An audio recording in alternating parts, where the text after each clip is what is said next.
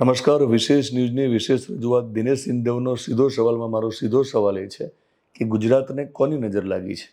ગુજરાતમાં બે જ્ઞાતિઓ આમને સામને કેમ આવે છે વારંવાર? ગુજરાતમાં બે જ્ઞાતિઓ વચ્ચે પ્રેમના બદલે વૈમનસ્ય કેમ વધી રહ્યું છે? આ સવાલ હું એટલા માટે કરું છું કે તમને ખ્યાલ છે કે ઉત્તર ગુજરાતમાંથી છેલ્લા 2-3 દિવસથી જે કંઈ સમાચારો આવે છે એ ચિંતાજનક છે. એ સમાચારને લઈને આપણને બધાને ચિંતા થવી જોઈએ. આપણે પછી ભલે જે તે સમાજમાં ન હોઈએ, આપણે અન્ય સમાજમાંથી આવતા હોઈએ, પણ આપણને ચિંતા એટલા માટે થવી જોઈએ કે ગુજરાતમાં જ્ઞાતિવાદનું જે ઝેર છે એ ઝેર હવે આખા ગુજરાતમાં પ્રસરી ગયું છે અને બહુ ગંભીર રીતે આ ગુજરાતને બીમાર પાડી રહ્યું છે. આપણું ગુજરાત જો બીમાર પડી જશે તો એના પરિણામો બધાએ આપણે ભોગવવા પડશે. આ વાત એટલા માટે કરું છું કે કોઈ એકાદ બે પ્રસંગને લઈને આ વાત કરવાની જરૂર નથી. અત્યારે વાત છે રબારી અને ચૌધરી સમાજ જ્યારે આમને સામને છે એટલે આપણે ચર્ચા કરીએ છીએ. પણ નજીકના ભૂતકાળમાં જે કંઈ બન્યું છે, કોળી સમાજ, આહિર સમાજ આમને સામને આવે છે, ભૂતકાળમાં પાટીદાર અને બીજો સમાજ આમને સામને આવે છે. એટલે ગુજરાતમાં જે અલગ અલગ જ્ઞાતિઓ છે, અલગ અલગ જે સમાજ છે, એ સમાજ બહુ નાની એવી બાબતમાં પણ આમને સામને આવે છે અને ગંભીર વાતોને લઈને પણ આમને સામને આવી જાય છે. કોઈ પણ પ્રકારની સમસ્યાનું સમાધાન હોઈ શકે, સંવાદથી હોઈ શકે, ધીરજ સાથે હોઈ શકે, પણ જ્યારે વિવાદ વકરે છે ત્યારે ચિંતા થવી એ સ્વાભાવિક છે ને દરેકને થવી જોઈએ. હું જે વાત કરું છું તમને આમ તો ખ્યાલ આવી ગયો છે, ટાઇટલ અને તમે થંબનેલમાં જોયું હશે કે રાધનપુરના સિનાટ ગામના કિંજલ રબારી, જેઓ જાણીતા ગાયક પણ છે, તેઓ અશોક ચૌધરી નામના યુવક સાથે લગ્ન કરે છે, પ્રેમ થાય છે, લગ્ન કરે છે ને ભાગી જાય છે. એ પછી રબારી સમાજના આગેવાનો ને રબારી સમાજ કિંજલ રબારીને પાછી માગે છે કે અમારી દીકરીને પાછી આપો. તો ચૌધરી સમાજના આગેવાનો મિટિંગ કરે છે, સાથે બેસીને નિર્ણય લે છે અને કિંજલ રબારીને પરત સોંપે છે. હવે કિંજલ રબારીને જ્યારે પરત સોંપે ત્યારે ઠાકરસિંહ રબારી સહિતના ઘણા બધા રબારીના આગેવાનોના વિડીયો આપણી સામે આવ્યા. કેટલાક વિડીયો આપણે એવા પણ જોયા કે જેમાં હારતોરા થાય છે. ઠાકરસિંહ રબારીને તો સમાજે વાઘ સાથે પણ સરખાવ્યા કે આ તો વાઘ જેવો અમારો નેતા છે, અમારો સાવજ છે કે જે અમારી દીકરીને પાછો લઈ આવ્યો. આ એક દોર ચાલે છે, થોડા કલાકો માટે, 1-2 દિવસ માટે આ બધું ચાલે છે કે કિંજલ રબારીને પાછા લાવવામાં કયા નેતાની, કયા આગેવાનની બહુ મોટી ભૂમિકા હતી, એને લઈને સ્પર્ધા થઈ હોય એવું મને સોશિયલ મીડિયામાં લાગ્યું.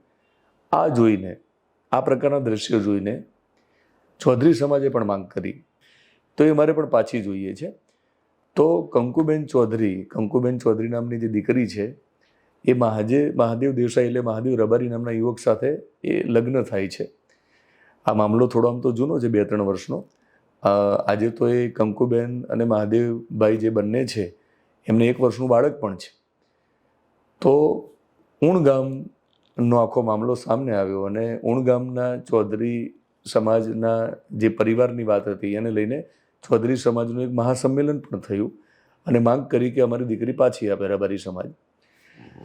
હવે આખી સમસ્યા ક્યાં થઈ છે કે ઠાકરસિંહભાઈ રબારીએ જે પ્રકારે કહ્યું કે હા અમે અમારી દીકરી પાછી લઈને આવ્યા, આખી સમસ્યા નિર્માણ ક્યાં થઈ છે કે ઠાકરસિંહ રબારીનો જે રીતે હારતોરા સાથે સ્વાગત થયું, એમની વાહવાહી થઈ, તો ચૌધરી સમાજના કેટલાક આગેવાનોને લાગ્યું કે તો પછી અમારી દીકરીને રબારી સમાજ જ્યારે લઈ જાય છે તો અમારું પણ નાક કપાયું છે, તો અમારી દીકરી પણ પાછી આપો જેથી કરીને અમારો પણ વટ જે છે પાછો આવે. અમે પણ એવું કહી શકીએ કે ભાઈ રબારી સમાજ અમારી ચૌધરી સમાજના યુવક સાથે પ્રણેલી દીકરીને પાછી લઈ જતો હોય તો અમે પણ એટલા જ સક્ષમ છીએ કે અમે રબારી સમાજમાંથી અમારી દીકરીને, જે ચૌધરી સમાજની દીકરી રબારી સમાજને પરણી હોય તો ત્યાંથી પાછી લાવવા માટે અમે પણ સક્ષમ છીએ. તો આખો મને એવું લાગે છે કે સોશિયલ મીડિયાના કારણે આખી સમસ્યા વધારે સર્જાઈ છે. આ કિસ્સામાં જો કંકુબેન ચૌધરી હમણાં જ મહાદેવ દેસાઈ અથવા તો મહાદેવ રબારી સાથે લગ્ન કરીને ભાગી ગયા હોત તો મને લાગે ઝડપથી મામલો પતી ગયો હોત. એવું પણ બનત કે બંને સમાજના આગેવાનો સાથે બેસી અને કોઈ પણ રીતે કંકુબેનને એમના પરિવારને સોંપી દીધા હોત. પણ હવે મામલો આખો એવો છે કે 1 વર્ષનું બાળક છે. એટલે 1 વર્ષનું બાળક છે ત્યારે હવે એ નિર્ણય કદાચ લેવામાં મોડું થઈ રહ્યું છે બંને સમાજના આગેવાનો નક્કી કરે તો પણ એ નિર્ણય લેવો થોડો કપરો છે. એવા સમયમાં જ જ્યારે મહાસંમેલનની વાત આવી અને આપણે જે દ્રશ્યો જોયા છે કે મહાસંમેલન પછી વાહનોમાં તોડફોડ પણ થઈ છે, આ બંને સમાજ વચ્ચે વૈમનસ્ય થાય એ પ્રકારની ચિંતા અને એક કાલ્પનિક ભય પણ પેદા થયો છે. તો આ આખો મામલો પેચીદો સોશિયલ મીડિયાના કારણે થયો છે. પણ 1 વર્ષનું જ્યારે બાળક છે ત્યારે ઝડપથી નિર્ણય આવવાનો નથી. નિર્ણય આવશે. બંને સમાજના જે નેતાઓ છે, આગેવાનો છે, અને ખાસ તો જે સાચા અને સારા આગેવાનો છે એ જ્યારે નક્કી કરશે ત્યારે ચોક્કસ નિર્ણય આવવાનો છે. પણ સંવાદથી સમાધાન આવશે એવું મને લાગે છે. ઉતાવળ કરવામાં એવું થવાનું છે કે વૈમનસ્યવાળી પરિસ્થિતિ જે છે એ વણસી જશે અને આખા ઘટનાક્રમમાં 1 વર્ષનું જ્યારે બાળક છે ને, મને લાગે વધારે એના ઉપર ધ્યાન કેન્દ્રિત કરવાની જરૂર છે કે બાળકનું શું, એ બાળકના ભવિષ્યનું શું, એને લઈને પણ એક વિચાર કદાચ કેટલાક લોકો કરતા હશે, એટલા જ મોડું થયું હશે.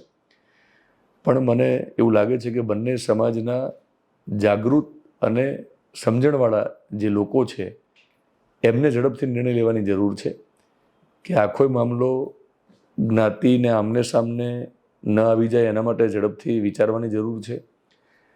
સુખદ સમાધાન આવે એ દિશામાં પ્રયત્ન કરવાની જરૂર છે. અને હું તો બંને સમાજના આગેવાનોને અને એ લોકોને અને જે મારા વિડીયો જોવે છે, મને પ્રેમ કરે છે, એટલે મારા માટે બંને જ્ઞાતિ એક જ સરખી છે. અને આપણને સાચું અને સાચું એ જ લોકો કે જે આપણા હોય. બાકી આજે કોઈ પણ ચેનલવાળાની કદાચ હિંમત નહીં હોય કે રબારી સમાજને સાચું કહી દે કે ચૌધરી સમાજને સાચું કહી દે, કારણ કે દરેકને ડર છે કે ખોટું લાગશે તો શું. પણ દિનેશ સિંધવ એવો છે કે બંને જ્ઞાતિને સાચું કે તો મને એટલી ખાતરી છે કે મારી વાતનું તમને ખોટું નહીં લાગે, પણ તમે વિચાર કરશો અને વિચાર કરી અને પછી એની અમલવારી કરશો. એટલે હું હિંમતથી તમને બંને સમાજને સાચું કહેવા માગું છું. ખાસ તો બંને સમાજના એવા નેતા અને એવા આગેવાનને સાચું કહેવા માગું છું કે માત્ર તમારી રાજનીતિના કારણે એવું કશું ના કરતા કે તમારી રાજનીતિ અને તમારા રાજનીતિના રોટલા શેકવા માટે તમે નિર્દોષ બંને સમાજના જે લોકો છે એમને સહન ન કરવું પડે એનું ધ્યાન રાખજો. હું જ્યારે રાજનીતિની વાત કરું છું ત્યારે સામાન્ય લોકોએ વિચારવાની જરૂર નથી, હું એમને કહેતો જ નથી. એ રબારી સમાજના પણ હોઈ શકે અને ચૌધરી સમાજના પણ હોઈ શકે. સામાન્ય લોકોની વાત જ નથી. બીજું, રાજનીતિમાં જોડાયેલા બાકીના લોકોની પણ વાત નથી. રાજનીતિમાં તો દરેક સમાજના ઘણા બધા લોકો હશે. હું એવા લોકોની વાત કરું છું કે જેઓ રાજનીતિ કરી રહ્યા હોય. તો રાજનીતિ ન થાય એ જોજો, કારણ કે મને ખ્યાલ છે, ભૂતકાળમાં આપણે જોયું છે કે કોઈ પણ સમાજની વાત આવે, કોઈ પણ વાત હોય, આ તો દીકરીની વાત છે એટલે થોડી સેન્સિટિવ છે કે એક સમાજની દીકરી જ્યારે બીજા સમાજમાં જાય ત્યારે કોઈ પણ સમાજને નથી ગમતું, ખાસ તો એ પરિવારને નથી ગમતું હોતું, અને એ માતા પિતાની જે પીડા હોય છે એ તો બહુ વધારે હોય છે. એ સ્વાભાવિક છે કે એમાં મા બાપ ખોટા નથી હોતા. દીકરીઓ ઉતાવળ કરે છે ત્યારે એના પરિણામો મા બાપે સહન કરવા પડે છે. અને હવે દીકરીઓ ઉતાવળ કરે ત્યારે આખા સમાજે એના પરિણામો સહન ન કરવા પડે એના માટે તમને ચેતવી રહ્યો છું કે નિર્ણય ખૂબ યોગ્ય લેજો. અનેક રસ્તાઓ છે. દીકરીને પાછી લાવી હોય તો પણ, ન્યાય પણ મેળવવો હોય તો પણ હિંસાનો માર્ગ પસંદ ના કરતા, આમને સામને ન આવતા. તો દરેક સમાજને તમારે ત્યાં સાથે જ રહેવાનું હોય છે. તો આખો મામલો ઉગ્ર ન બને, વધુ ન વિકરે એનું ધ્યાન લોકોએ રાખવાની જરૂર છે, સમાજે. કારણ કે જ્યારે પણ કોઈ પણ સમાજ આમને સામને આવે ત્યારે જે તે સમયે, ગુજરાતના બધા સમાજની વાત કરું છું, એ સમાજમાં કેટલાક લોકો એવા હોય કે એ લોકો રાહ જોઈને બેઠા હોય કે મોકો મળે તો રાજનીતિ કરી લઈએ. તો આખા મામલામાં રાજનીતિ શરૂ થઈ જશે અને થઈ પણ ગઈ હશે અને થશે પણ ખરી. તો રાજનીતિનો તમે ભોગ ના બનતા અને જે કંઈ નિર્ણય લો એ યોગ્ય લેજો, કારણ કે મામલો ખૂબ સેન્સિટિવ છે. 1 વર્ષનું બાળક છે. તો ફરીવાર રિક્વેસ્ટ કરું છું તમામ સમાજને ગુજરાતના કે વૈમનસ્યની પરિસ્થિતિમાં ન આવી, આપણે આમને સામને તરત ના આવી જઈએ. કારણ કે ગુજરાતમાં છેલ્લા નજીકના ભૂતકાળમાં જોઈએ તો કરફ્યુ લાગ્યો નથી, કારણ કે હિન્દુ મુસ્લિમના તોફાનો બંધ થયા છે. પણ જ્ઞાતિ વચ્ચે હવે તોફાનો થવાના જ બાકી રહ્યા છે.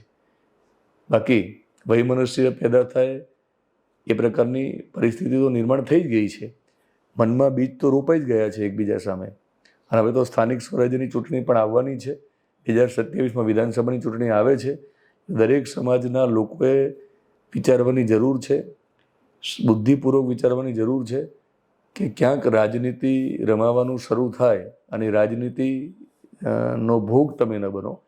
એટલે રિક્વેસ્ટ કરું છું કે ગુજરાતમાં એકબીજાને પ્રેમ કરો, એકબીજાને પ્રેમથી સાથે રહેવાની ટેવ પાડો. વૈમનસ્યની પરિસ્થિતિ છે, નફરતની પરિસ્થિતિ છે, એ દૂર કરો. દિનેશ સિંધવનો સીધો સવાલ તમને કદાચ ઘણા લોકોને નહીં ગમ્યો હોય, ઘણાને ગમ્યો પણ હશે. વેલકમ. તમારે જે કંઈ કોમેન્ટમાં લખવું હોય તમે લખી શકો છો, પણ મારું તો માત્ર ઈરાદો એવો છે કે સાથે રહો. સાથે રહેવાથી જ ભલું છે અને સંવાદથી સમાધાન તરફ આગળ વધો. ફરી આવા જ કોઈ સવાલ સાથે મળીશ. તમે યુટ્યુબ ચેનલમાં જોતા હોય તો આપણી ચેનલને તમે સબસ્ક્રાઈબ કરશો, ઇન્સ્ટાગ્રામ પેજ અને ફેસબુકમાં જોતા હોય તો ફોલો કરશો.